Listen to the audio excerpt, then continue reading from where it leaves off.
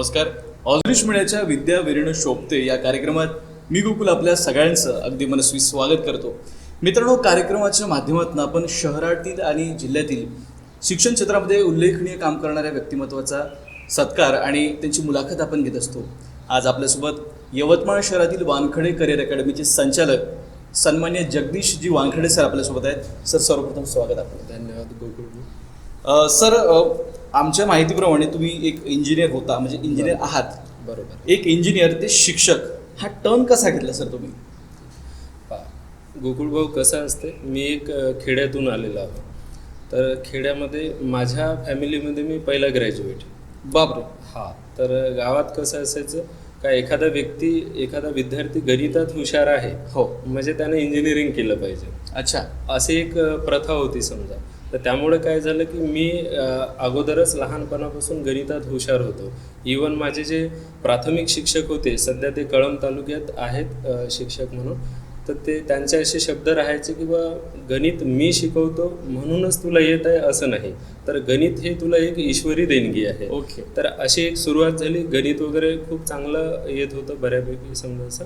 तर मग शिक्षकांनीच मार्गदर्शन केलं जिल्हा परिषदच्या, का तू गावाच्या बाहेर जायला पाहिजे, चांगलं शिकायला पाहिजे, हुशार आहेस असं वगैरे.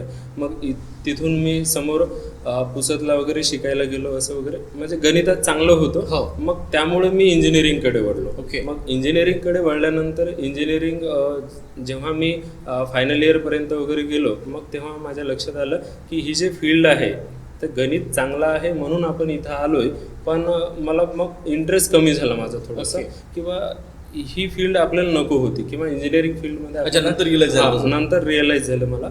मग मी परत हे केलं, असं स्पर्धा परीक्षेचे पुस्तकं वगैरे काही बघितले आणि पुस्तकं मी घेतले सर्वच विषयाचे, हो, आणि चाळले फक्त गणिताचे.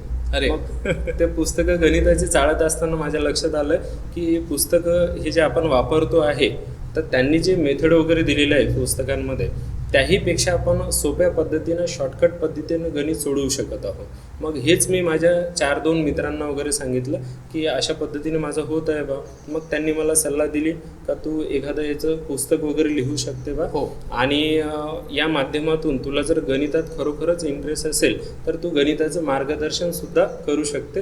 तुला इंजिनिअरिंगच्या रिलेटेडच जॉब करणे हे काही अनिवार्य नाही आहे. हो. म्हणून मग नंतर मला मित्रांचे जे सुदर्शन सर होते, आज समाज कल्याणला आहेत, त्यांचं मला मार्गदर्शन लाभलं की तुम्ही हे असं करू शकता.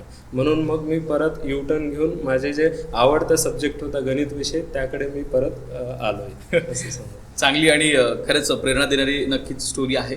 सर, या सगळ्या म्हणजे एकंदरीत किती वर्षांचा कालावधी लोटून गेला असेल तुम्ही शिकवणी करत आहात, विद्यार्थ्यांना मार्गदर्शन करत आहात? जवळपास आता मी 2015 मध्ये माझं गोकुळ भाऊ इंजिनिअरिंग फायनल इयर झालं. आता 2015 14-15. तर जसंही इंजिनिअरिंग कम्प्लीट झालं, आता बरेच विद्यार्थ्यांचं कसं होतं की बा आता समोर काय करायचं. हो. तर इंजिनिअरिंग होता माझं ठरून गेलं होतं की मला गणितात म्हणजे काम करायचं समोर असं. तर मी तिथूनच जसे डिग्री झाली माझी, तर गणिताच्या मागे लागलो मी. तर गणिताचे जे प्रकाशित पुस्तकं आहेत त्यांचा अभ्यास करणं सुरू केलं, आणि त्यातून मला जे शॉर्टकट ट्रिक्स, जे शॉर्टकट पद्धती मिळत होत्या, ते मी एकत्र करत वगैरे गेलो. आणि एकत्र केल्यानंतर माझ्या असं लक्षात आलं की प्रत्येकच प्रकारामध्ये आपल्याला शॉर्टकट ट्रिक्स मिळालेल्या आहे, आणि याचं आपण पुस्तक वगैरे प्रकाशित करू शकतो. आता मी खेड्यातून असल्यामुळं काही जणांचं असं म्हणणं होतं की बा हा डाटा जो आहे हा कोणी चोरला नाही पाहिजे असं वगैरे. बरोबर. तर असं एक समज होता, किंवा मला मित्र वगैरे सांगत होते, मी खूप म्हणजे लहान होतो, या क्षेत्रात मी नवीन होतो असं, ते सांगायचे की तू आता कोणाला टायपिंगसाठी देशील वगैरे, तर ते टायपिंगवाल्यांनी जर चोरलं किंवा कोणाला ट्रान्सफर केलं समजा वगैरे, नाही का, तुझी एवढ्या दिवसाची मेहनत वाया जाईल वगैरे. बरोबर. तर मग मी हे ऐकल्यानंतर मला खूप टेन्शन आलं की बा माझं असं इतक्या दिवसाची जी मेहनत आहे ही वाया नाही गेली पाहिजे बा.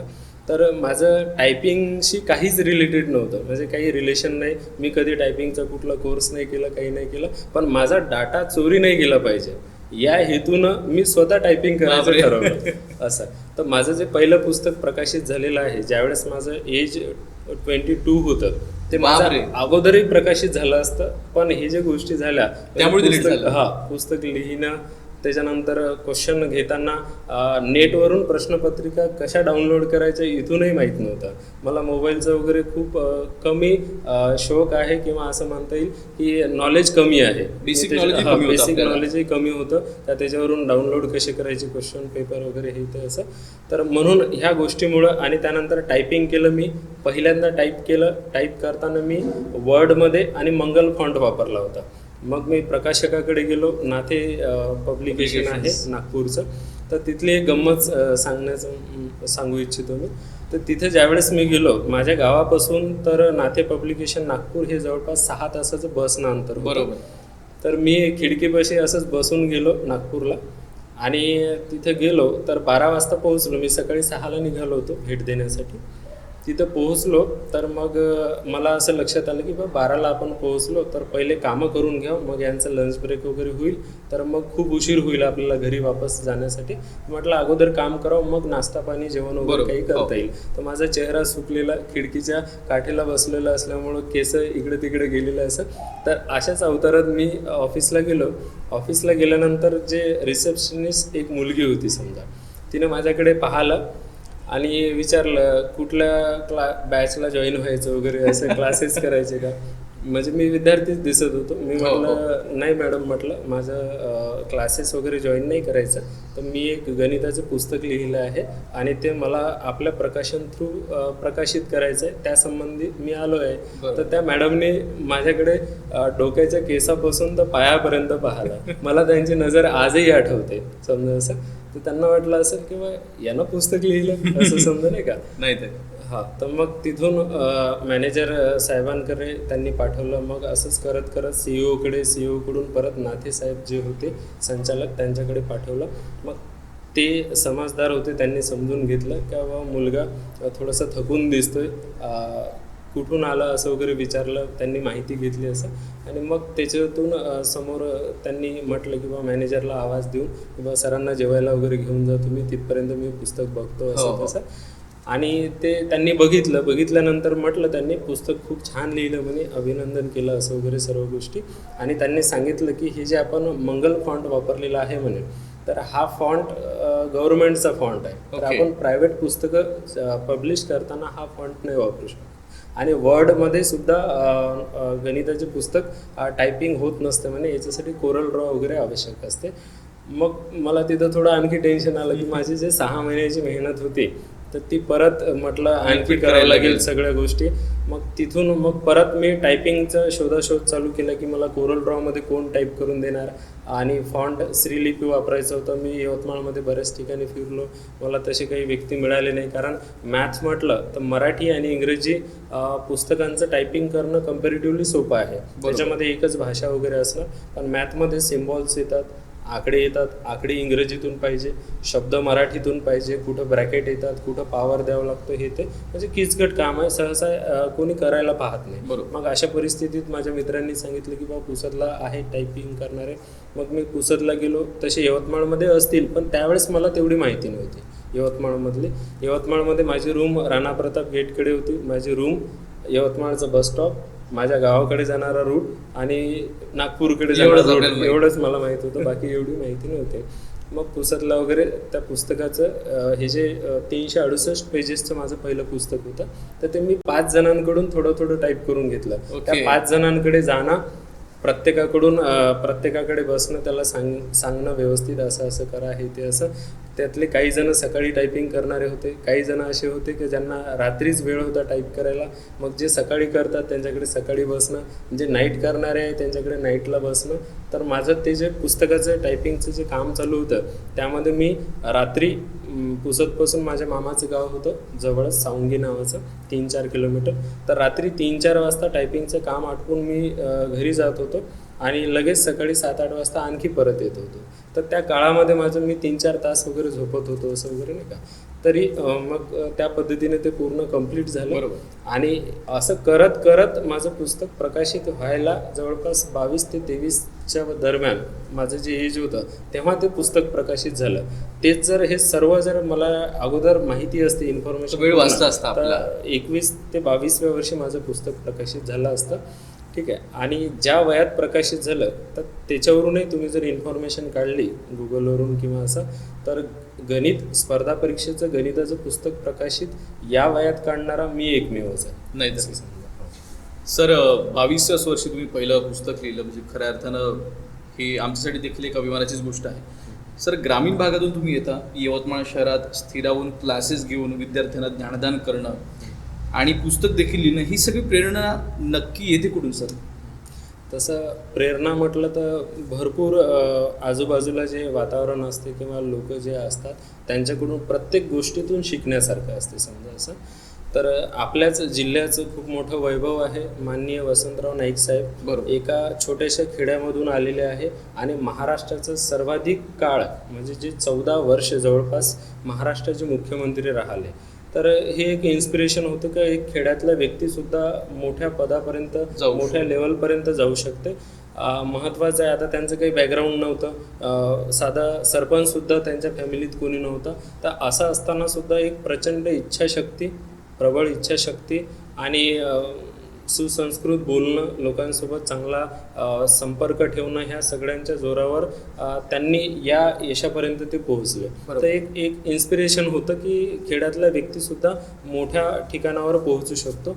मग माझं जे इंटरेस्ट होता अगोदरपासून गणित, आणि मी बऱ्याचदा असं ऐकलं होतं, आता जे यजुरेंद्र महाजन सर वगैरे आहे दीपस्तंभचे, हो, तर त्यांची मी भाषणं वगैरे ऐकायचो, मला आवडायचं त्यांचं भाषण वगैरे ऐकणं. तर ते नेहमी म्हणायचे भाषणात, तुमचं आवडतं जे क्षेत्र आहे त्याच्यात काम करा तुम्ही, आणि त्या क्षेत्रात जर तुम्ही काम कराल तर तुम्हाला ते काम नाही वाटेल, तुम्ही ते एन्जॉय कराल. बरोबर असं. मग ते कुठंतरी स्ट्राईक झालं इंजिनिअरिंगला असताना. मग मी ठरवलं की माझा आवडता सब्जेक्ट मॅथ आहे आणि मी याच्यातच कार्य करायचं. तर ज्यावेळेस माझं पुस्तक प्रकाशित झालं होतं तर त्यावेळेस नांदेडकडे एक नाही का विस्तार अधिकारी होते. तर हे एक किस्साच आहे सांगण्यासारखा.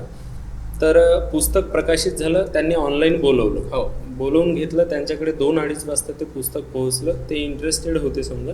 तर त्यांनी 9 वाजेपर्यंत पुस्तक ते चाळलं आणि 9 वाजता मला कॉल केला. जेवणासाठी त्यांची पत्नी आवाज देत होती म्हणून त्यांनी ते पुस्तक सोडलं आणि मला कॉल केला. तेवढं सर म्हणे तुमचं पुस्तक माझ्याकडे पोहोचलं. मी ते 2:30 वाजतापासून तर 9 वाजेपर्यंत वाचत होतो. सारखं मला खूप आवडलं तुमचं पुस्तक वगैरे, आणि असं ते माझ्या कॉन्टॅक्टमध्ये जुळले. त्यांनी खूप अभिनंदन केलं माझं असं तसं समजा. मग ते माझ्या कॉन्टॅक्टमध्ये जुळले. तर त्यांनी काय केलं, 1 महिना त्यांची जी ओन आयडेंटिटी होती हो, तर ती लपवली आणि माझ्यासोबत ते अशा याने राहिले का मी एक म्हणजे काय म्हणतो त्याला, 5वी ते 6वी पर्यंत जे क्लासेस घेतात नवोदय वगैरे, त्यांचं असं म्हणणं होतं की मी नवोदयचा एक शिक्षक आहे बा, छोटे मुलं माझ्याकडे शिकायला येतात, तर काही प्रश्न जर अडचणी आल्या तर मी तुम्हाला कॉल करत जाईल, तुम्ही मला सांगत जा. तर मग ते मला क्वेश्चन वगैरे विचारायचे, मी त्यांना आन्सर करत होतो. कधी कधी मी गाडीवर असायचो, बाहेर असायचो. मग त्यांना कधी मी असं म्हणायचो का थोड्या वेळात सांगितलं चालेल का बा, तर ते म्हणायचे नाही माझ्याकडे मुलगा थांबू नये सर, आत्ताच सांगा वगैरे नाही का.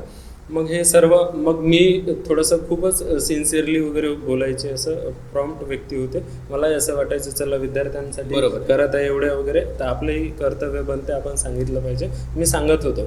मग असं करत करत त्यांनी 1 महिना माझी टेस्टिंग घेतली.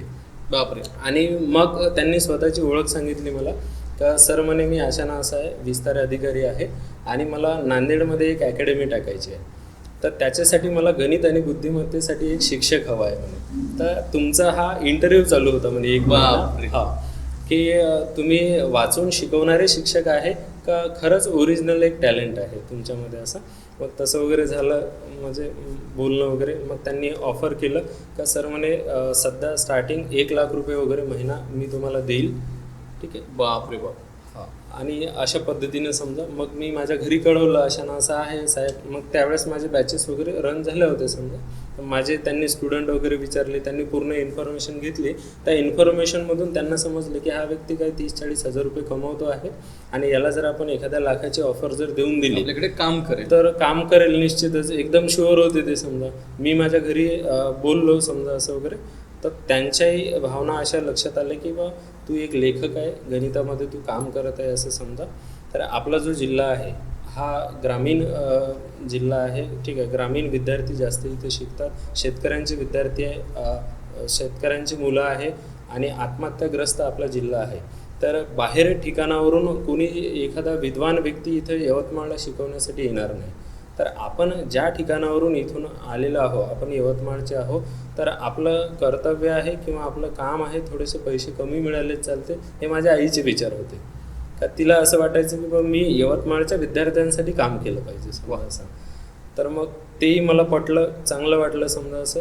आणि त्याच्यानंतर मी विचार केला असं, म्हटलं आपलं स्टार्टिंग आहे आणि आपल्याला या वयात, माझा आता मी छोटा होतो समजा 22 वगैरे 23 चालू असेल समजा, तर मला म्हटलं माझ्या डोक्यात हे चालू का या वयात आपल्याला इतक्या ऑफर येत आहे, तर भविष्य म्हटलं आता पूर्ण फ्युचर पडलं आहे, कितीही ऑफर येऊ शकतात असं वगैरे. मी मग थोडं टाळण्याचा प्रयत्न केला. तर त्यांनी जे म्हटलं मला ते आजही आठवते. त्यांनी मला खूप कन्व्हिन्स करण्याचा प्रयत्न केला. इवन असं म्हटलं की तुम्ही कुठल्या कास्टचे आहे सर. मी माझी कास्ट सांगितली. मग त्यांनी म्हटलं की बा तुमच्याच कास्टचे मी पण आहो. त्यानंतर माझ्या रिलेटिव्हमध्ये अशी एक मुलगी आहे, ती MSc BEd झालेली आहे, ती क्लासेस घेते, तर तुम्ही नांदेडला येऊन जा, शिफ्ट व्हा, तुम्ही इथंच सेटल होऊ शकता असं वगैरे नाही का. वेगवेगळ्या पद्धतीने त्यांनी मला कन्व्हिन्स करण्याचा प्रयत्न केला. पण मी म्हटलं नाही सर सॉरी, मला आता इथंच यवतमाळमध्ये काम करायचं. तर शेवटी त्यांनी असं म्हटलं की सर म्हणे तुमच्याजवळ सोनं आहे म्हणे आणि ते तुम्ही रस्त्यावर बसून विकत आहात. म्हणजे तुमच्याकडे नॉलेज आहे, पण तुम्ही ज्या जिल्ह्यात निवडला आहे तिथून तुम्ही जास्त कमाई नाही करू शकणार.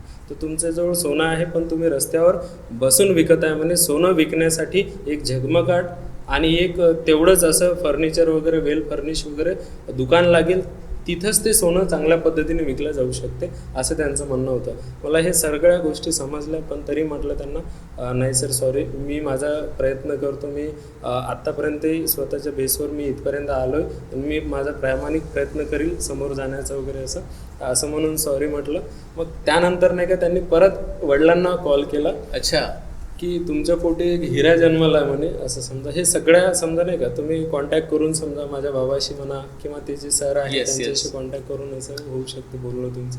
तर त्यांचं म्हणे तुमच्या पोटी हिरा जन्मला असं तसं समजा, तुम्ही थोडंसं समजावून सांगा म्हणे असं वगैरे. तर माझे बाबा म्हणे लहानपणापासून, आता माझ्या बाबाचं 2रा वर्ग शिक्षण झालेलं आहे फक्त.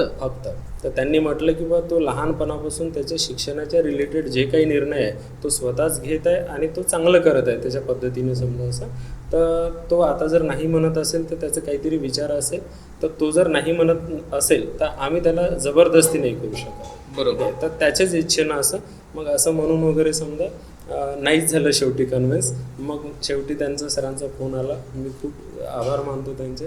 त्यांनी मला असं शुभेच्छा दिलेल्या आहे, मला आजही आठवतात, स्वप्नही पडतात सरांच्या शुभेच्छांचे. त्यांचं असं म्हणणं होतं की सर म्हणे ठीक आहे आपलं नाही जुळलं समजा, आपण एकत्र नाही आलो, पण माझ्या अशा शुभेच्छा आहे म्हणे का भविष्यात तुम्ही 400-500 विद्यार्थ्यांचा असा हॉल असेल, तुम्ही डायसवर माईक लावून वगैरे शिकवाल समजा, कोट सूट वगैरे घालून असं समजा नाही का. तर त्या शुभेच्छा मला आजही आठवतात आणि असं वाटते आता त्या ट्रॅकवर आहो मी. सुरुवात माझी 40-50 विद्यार्थ्यांपासून झाली, आज एका बॅचला 200 विद्यार्थ्यांपर्यंत असतात आणि असं वाटते की त्या ट्रॅकनं मी जात आहो आणि भविष्यात नक्कीच सरांचं जे म्हणणं आहे, त्यांनी शुभेच्छा दिल्या होत्या पण मी ते सरांचं म्हणणं जे आहे नक्कीच खरं करून दाखवणार. नक्कीच, आणि आमच्याकडनं देखील आपल्याला शुभेच्छा की लवकरच ते दिवस येऊत. सर, क्लासेसच्या माध्यमातून काही विद्यार्थी आपल्याकडे जे शिकतात ते सरकारी सेवेमध्ये देखील काही रुजू झाले असते? हो आहेत. आता आपल्या यवतमाळचा जर विचार केला तर ग्रामीण भागातले विद्यार्थी आहे, तर यांना लवकरात लवकर जॉबची आवश्यकता असते. बरोबर. एक कुठला तरी जॉब मिळाला पाहिजे. तर त्या कारणामुळे यवतमाळमध्ये जसा MPSCचा वगैरे आपण जर शेड्यूल पाहिला तर तो किमान 2 ते 3 वर्षाची प्रोसेस आहे फॉर्म भरण्यापासून हे ते असं. त्यातही एखादा अटेम्प्ट जर गेला तर आणखी 1-1 वर्ष वगैरे वाढत जातं. म्हणून आता ग्रामीण भागातला जो विद्यार्थी आहे आणि त्यांच्या आईवडिलांचे जे विचार आहे किंवा पैसे पुरवण्याची किती वर्ष आपले आईवडील पैसे पुरवू शकतात, त्यानुसार विद्यार्थी मॅक्झिमम इथले क्लास 3चा जो मार्ग आहे तो अवलंबतात. जसं पोलीस कॉन्स्टेबल होणं म्हणा, पोलीस शिपाई होणं, लिपिक होणं, तलाठी होणं, ठीक आहे. त्यानंतर म्हणजे जे क्लास 3च्या रिलेटेड एक्झाम असतील का जे सहज 1-1.5 वर्षामध्ये होऊ शकतील, अशा एक्झामला प्रिफरन्स जास्त देतात. तर अशा एक्झाम जे देणारे मुलं आहेत तर ते बऱ्यापैकी लागलेले आहेत. आपले विद्यार्थी पोलीसमध्ये बरेच आहे, लिपिक, तलाठी, वनरक्षक ह्या जे क्लास 3च्या पोस्ट आहे यामध्ये बऱ्यापैकी लागले. आणि MPSCचं जे आहे, आता मी गणित आणि बुद्धिमत्ता शिकवतो, तर त्यामुळं MPSCचं सिलेबस खूप मोठा आहे आणि त्यामध्ये माझं योगदान 15 ते 20% वगैरे आपल्याला म्हणता येईल. तर त्यामुळं MPSCमध्ये माझे भरपूर विद्यार्थी नाही लागले, 2-4 विद्यार्थी वगैरे असे लागलेले आहे. आणि काही आता रिझल्टच्या उंबरट्यावर आहे, राज्यसेवेतून वगैरे रिझल्ट येण्याचे चान्सेस आहे. काही सरळ सेवेच्या माध्यमातून बरेचसे विद्यार्थी लागले. सरळ सेवेमध्ये भरपूर विद्यार्थी लागले, कारण माझं सिलेबस तिथं जास्त असतो. जसं पोलीस भरती, वनरक्षक म्हटलं तर पोलीस भरतीमध्ये 50% सिलेबस होता माझा. वनरक्षक भरती झाली, 120 पैकी 60 मार्कचा माझा सिलेबस होता. तर त्यामुळं तसे जे पोस्ट आहे ते विद्यार्थ्यांना लवकर मिळून गेला. तर आता यावर्षी जे 7 विद्यार्थी आपले पोलीस कॉन्स्टेबल लागले, तर त्या 7 विद्यार्थ्यांपैकी सर्वांचे जर मार्क चेक केले तर त्यांचा रिझल्टचं कारण जे आहे ते 50 पैकी 49, 48 एवढे मार्क त्यांना गणित बुद्धिमत्ता आहे. आणि याच्यामुळे त्यांचा स्कोअर वाढला, म्हणून त्यांना रिझल्ट येण्यासाठी मदत झाली असं समजा. मित्रांनो, महाराष्ट्रातील अग्रगणी प्रकाशन संस्था दीपस्तंभ, या दीपस्तंभसाठी देखील सरांनी लिखाण केलं आहे. सर, नुकतंच मॅथ्स 360 डिग्री हे पुस्तक प्रकाशित होणार आहे, त्याबद्दल आमच्या विद्यार्थ्यांना आणि काही मार्गदर्शन तुम्ही करा. आणि काय नेमकं त्या दीपस्तंभच्या मॅथ्स 360 डिग्रीमध्ये आहे? बरोबर. जसं आता एखाद्या विद्यार्थ्यांचा जर विचार केला विद्यार्थ्याचा, तर तो जर म्हणजे सुरुवातीला जर पोलीस कॉन्स्टेबल लागला, नंतर समजा पोलीस कॉन्स्टेबल लागला, तर अशा विद्यार्थ्यांना असं वाटते का भविष्यात एक्झाम देऊन आपण PSI झालो पाहिजे. जो PSI लागलेला आहे त्याला असं वाटते का तो DYSP झाला पाहिजे. तसं माझाही विचार होता की मी या क्षेत्रात उतरलो तर माझी दिवसेंदिवस प्रगती झाली पाहिजे. तर माझं जो पहिलं प्रकाशन होतं नाथी पब्लिकेशन, त्यांचंही नाव बऱ्यापैकी होतं, पण महाराष्ट्र लेवलवर जसं पुणे, औरंगाबाद त्या साईडला पाहिजे तितका प्रसार नव्हता. विदर्भात चांगल्यापैकी होतं आणि सरांची खूप मदत झाली मला, म्हणजे एक नाव किंवा सुरुवात मिळाली तिथून. ठीक आहे. मग आता माझं पुढचं स्वप्न होतं की माझं जे ज्ञान आहे ते महाराष्ट्रभर पोहोचलं पाहिजे आणि मला महाराष्ट्रभर विद्यार्थ्यांनी ओळखलं पाहिजे.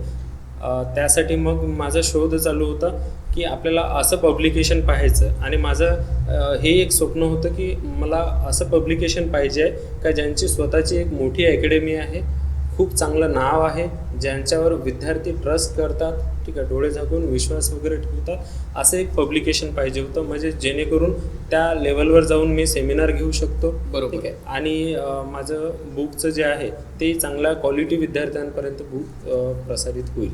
तर यासाठी मी भरपूर मेहनत घेतली. जवळपास 2 वर्ष, म्हणजे जे कोरोनाचा वगैरे काळ होता, बरेच जण चिंतेत होते काय करायला पाहिजे काय नाही. तर अशा वेळेत मी शांततेत विचार केला की आपला हा इतका जो शांततेचा काळ आहे हा परत नाही मिळणार. बरोबर आहे. तर मग या वेळेचा जो आहे हा चांगला उपयोग झाला पाहिजे. आणि मग चांगला एक विचार करून मी ही पुस्तक लिहिण्याची सुरुवात केली. 2 वर्ष चांगलं पुस्तक लिहिलं. आणि माझं जे दीपस्तंभचा प्रवास होता हा खूप कठीण होता, हे काही एकदम सहजासहजी झालेलं नाही आहे. मी दीपस्तंभच्या जवळपास 4 महिने झालं सतत आता कॉन्टॅक्टमध्ये आहो. त्यांची जी प्रोसेस आहे, माझं पुस्तक हार्ड कॉपी दिल्यानंतर 4 दिग्गज लोकांनी ते चेक केलं, मग त्याच्यावरून निर्णय घेतला की हे पुस्तक छापण्यायोग्य आहे की नाही. मग ते त्यांनी रिप्लाय आले का छापण्यायोग्य आहे. मग त्याच्यात इतर पुस्तकांपेक्षा काय वेगळं आहे, याच्यात आणखी काय क्रिएटिव्हपणा करू शकतो. तर ह्या सगळ्या गोष्टींचा विचार करून हे माझा प्रवास म्हणजे खडतर राहिलेला आहे. एवढं काही सोपं नाही राहिलं समजा या पब्लिकेशनचा लेखक होणं, पण एक आनंद वाटतोय. आणि मी जे आत्तापर्यंत मेहनत केली आणि त्याचं खरंच मला एक पावती मिळाल्यासारखं की नाही, आपण जे या क्षेत्रात काम करत आहोत, या पब्लिकेशनचा लेखक होणं म्हणजे आमच्या फील्डमध्ये किंवा या विषयात तो तज्ज्ञ व्यक्ती आहे अशी पावती मिळाल्यासारखं, एक सर्टिफिकेट मिळाल्यासारखं होते. सर, हे पुस्तक नेमकं विद्यार्थ्यांच्या भेटीला कधी येऊ शकते? आता गोकुळ भाऊ नुकतंच पुस्तकाचं कव्हर पेज वगैरे लॉन्च झालेलं आहे. आणि प्रिंटिंग प्रोसेस चालू आहे. तर या पुस्तकामध्ये आपण अनेक नवीन कन्सेप्ट टाकण्याचा प्रयत्न केला. जसं बारकोडच्या माध्यमातून आता ग्रामीण भागातील जे विद्यार्थी आहे, जे क्लासेस वगैरे नाही करू शकत समजा, तर अशाही विद्यार्थ्यांना थोडंसं मदत झाली पाहिजे. आणि लेखक आपल्या कायम सोबत आहे हा त्यांना विश्वासही वाटला पाहिजे. तर त्यासाठी आपण व्हिडिओच्या माध्यमातून मार्गदर्शन केलेलं आहे पुस्तकामध्ये. आणि सोबतच जे 400 पानाचा सार आहे, जसं आता तुम्ही गीता वगैरे वाचतो म्हटलं किंवा रामायण वाचतो म्हटलं तर महिनाही कमी पडतो. बरोबर. पण तुम्ही यूट्यूबवर वगैरे जर चेक केलं तर तुम्हाला समजते की गीतेचा सार 3-4 तासाच्या व्हिडिओमध्ये चांगले चांगले वक्ते सांगतात. बरोबर. मग तशाच पद्धतीनं हा जो 400 पानाचा सार आहे हा एका चार्टच्या माध्यमातून मी देण्याचा प्रयत्न केलेला आहे, का जेणेकरून परीक्षेच्या वेळेस पूर्ण एवढं पुस्तक चालणं होत नाही, तर परीक्षेच्या वेळेस विद्यार्थ्यांनी हा चार्ट जरी वाचून गेला तरी तो पूर्ण गणित सोडवू शकेल. तर अशा पद्धतीने आपण पुस्तकामध्ये व्हिडिओ आणि सोबतच चार्ट सुद्धा देत आहोत. म्हणून हे सर्व करत असताना थोडंसं वेळ होत आहे. ठीक आहे, विद्यार्थ्यांचे मला दररोज फोन येतात का सर पुस्तक कधी येईल वगैरे असं. तुमच्या चॅनलच्या माध्यमातून मी विद्यार्थ्यांची सुद्धा क्षमा मागतो. खूप दिवस झाले विद्यार्थी वाट पाहत आहे, पण हेही सांगतो का लवकरच पुस्तक प्रकाशित येईल आणि दर्जेदार पुस्तक राहील. तुम्हाला पुस्तक घेतल्यानंतर याचा नक्कीच फायदा होईल. लवकरच विद्यार्थ्यांना आपल्यासाठी पुस्तक येणार आहे, त्यामुळे तयार राहा. सर, कार्यक्रमाच्या अंतिम टप्प्यामध्ये विद्यार्थ्यांना आणि आम्हाला देखील आनंद येतोच आपल्यासोबत बातचीत करताना. अनेक वर्षांपासून अनेक विद्यार्थी स्पर्धा परीक्षा असेल, सरळ सेवा असेल, याचं अभ्यास करत राहतात. तर या सगळ्या कालावधीमध्ये नैराश्य पण कधी कधी येतं. बरोबर. एकंदरीत तुम्ही विद्यार्थ्यांना काय मार्गदर्शन कराल? आता गोकुळ भाऊ कसं आहे, बरेच जण असं म्हणतात की मला खूप स्ट्रेस आहे किंवा ताण आहे असं वगैरे नाही का. तर माझं एक वैयक्तिक असं म्हणणं आहे का एखाद्या व्यक्तीला टेन्शन किंवा ताण हा कधी येतो, ज्यावेळेस रोजचं रोज काम जो व्यक्ती करत नसेल त्याला स्ट्रेस ताण वगैरे हे येतो. एखाद्या व्यक्तीनं रोज आपल्याला जे काम करायला पाहिजे, जसं एखादा विद्यार्थी आहे तर विद्यार्थ्यांनी रोजचा अभ्यास जर रोज केला तर त्याला टेन्शन किंवा ताण घेण्याचं काम नाही. तो पेपरच्या अगोदरच्या दिवशी एकदम निवांत पिक्चर पाहून जरी दुसऱ्या दिवशी पेपरला गेला तरी त्याचा एकदम चांगला पेपर जाऊ शकतो. तर हे एक्झाम थ्रू, म्हणजे जसं आता आपण विद्यार्थ्यांबद्दल बोलत आहोत, तर विद्यार्थ्यांचं स्वप्न काय आहे की आपल्याला जॉब वगैरे मिळाली पाहिजे. मग त्या जॉबच्या अनुषंगाने महत्त्वाचे पॉईंट काय आहे की आता जे एवढे दिवसांपासून या फील्डमध्ये आहो, 5-6 वर्षांपासून, तर त्यामध्ये मला काही कॉमन अनुभव आढळले विद्यार्थ्यांचे. एक असा होता की सातत्य थोडंसं कमी आहे. म्हणजे कसं की आपलेच विद्यार्थी ज्यावेळेस पुणे, मुंबई, दिल्ली अशा ठिकाणी वगैरे क्लासेसला जातात तर त्यावेळेस कसं होते की महिन्याचे 8-10 हजार रुपये खर्च होतात. क्लासेसची 1,00,000 वगैरे फीस भरलेली असते. तर मग पालकाचंही थोडं प्रेशर असतं. बरोबर आहे. ठीक आहे, पालकही म्हणतो का एवढे फीस भरले, एवढे पैसे पाठवता, चांगलं कर. बरोबर. ठीक आहे, आणि नेहमी नेहमी गावाकडे येऊ नको. मग तसे विद्यार्थी डायरेक्ट दिवाळी आणि उन्हाळा असं वगैरे 6 महिन्यातून एखाद्या वेळेस येतात. म्हणजे त्यांची 6-6 महिने अभ्यासाची कंटिन्युटी राहते. बरोबर. आणि आपल्याकडला इथला विद्यार्थी कसा आहे की यवतमाळ जिल्ह्यातलेच विद्यार्थी आपल्याकडे आहेत. माझं स्वप्न आहे का बाहेर जिल्ह्यातूनही माझ्याकडे गणित शिकवायला भविष्यात आले पाहिजे समजा. पण सध्या जे आहे यवतमाळचे विद्यार्थी, आपल्या 16 तालुक्यातले विद्यार्थी, मग यांचं कसं राहते, गाव 2 तासाच्या अंतरावर, जास्तीत जास्त 2 तास, त्याच्या अगोदरच 1 तास, कोणाचं पाऊण तास, अर्धा तास वगैरे. मग एखादा मुलगा असेल, घरी ताई आली, भाऊजी आले, चालले गावी, गणपती आलाय, चाललं गावी, दसरा आला का चाललं गावी, असं समजा नाही का. आणि घरच्यांनाही काही वाटत नाही, जवळच आहे बा, आणि कमी खर्चात शिक्षण वगैरे होत आहे. काही वसतिगृहात राहणारे विद्यार्थी आहे, मोफत शिक्षण होत आहे. तर घरच्यांनाही तेवढं जसं पुण्याला वगैरे 1,00,000-2 लाख रुपये खर्च करून जेवढं त्यांना महत्त्व वाटते तेवढं इथं वाटत नाही. पण माझं असं म्हणणं आहे, आयुष्याचा प्रश्न आहे. बरोबर. विद्यार्थ्यांनी जिथपर्यंत आपण स्वतः सेटल होत नाही, ठीक आहे, आता ही जे तुम्ही फील्ड निवडलेली आहे तर यामध्ये तुम्हाला आयुष्यभर समाजकार्य करायचं. बरोबर. ठीक आहे, तर ह्या गोष्टी सगळ्या तुम्हाला पुढे चांगल्या पद्धतीने करता येतात. आणि सणवार वगैरे म्हटलं तर मी विद्यार्थ्यांना गमतीनं असं म्हणत असतो की तुम्ही सणाला जर दिवाळीला घरी गेले तर घरच्यांना टेन्शन येते किंवा याला 5-10 हजार रुपये द्यावं लागेल असं वगैरे नाही का. तर हे टेन्शन त्यांना न येता तुम्ही असं काही करा की एखादी दिवाळी इथं राहून काढा यवतमाळला, पण पुढच्या दिवाळीला तुमच्या पगारातून घरच्यांची दिवाळी झाली पाहिजे. तर अशा पद्धतीनं तुम्ही काही करा. ठीक आहे, तर सणवार जे आहे तर हे वर्षानुवर्ष येणारे आहे, पण गेलेला दिवस जो आहे हा परत मिळणार नाही. तर त्याच्यामुळं माझं विद्यार्थ्यांना असं म्हणणं राहते का कमीत कमी गावाकडे जा. कमी म्हणजे ज्यावेळेस एकदम इमर्जन्सी असेल तरच जा. ठीक आहे. कंटिन्यू अभ्यास करा, कारण हे सांगताना मी माझ्या याचा मागचा उद्देश काय असतो का एखादा विद्यार्थी, आता मी हॉस्टेलला राहून माझं शिक्षण पूर्ण केलं, की गावाकडे जायचं म्हटलं तर जे बाहेरगावी राहणारे विद्यार्थी आहेत, त्यांना हे चांगल्यानं समजू शकते. जे बाहेरगावी राहतात त्यांना गावाकडे जायचं म्हटलं 2-3 दिवसापासून डोक्यात चालू असते का आपल्याला गावाकडे जायचं, तेव्हाही अभ्यास होत नाही. मग गावाकडे गेल्यानंतर तिथेही पुस्तक उघडत नाही, तो 3-4 दिवस 8 दिवस जेवढे दिवस राहतो, आणि आल्याबरोबर माइंड एकदम ॲक्सेप्ट नाही करत. बरोबर. अभ्यास करायचं म्हणजे वेगळ्या वातावरणातून आलेला असतो तो, आणि एकदम अभ्यासाला नाही लागत तो. तर आल्यानंतरही थोडंसं 2-4 दिवस त्याचे असेच जातात.